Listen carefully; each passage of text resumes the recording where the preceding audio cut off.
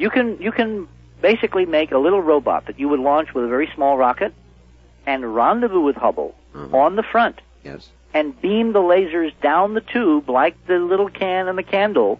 You can test it in orbit, provided somebody really wants to. All right.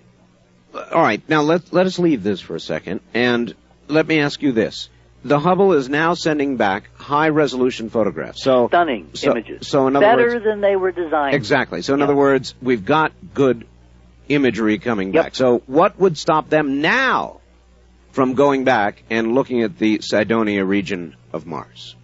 Well, all right. Remember, from Earth orbit, from Hubble, the face itself is only 1 pixel.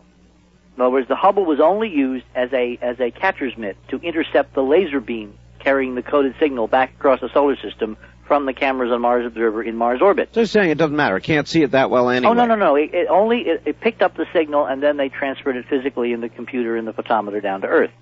Now, here's something else.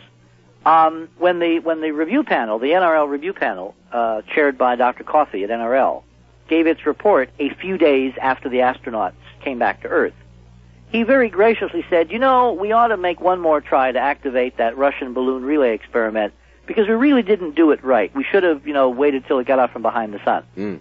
But, of course, by then, my bet is that this thing had been deep-sixed in the atmosphere, and that request was basically another little gambit to let people listen, to give the illusion of openness.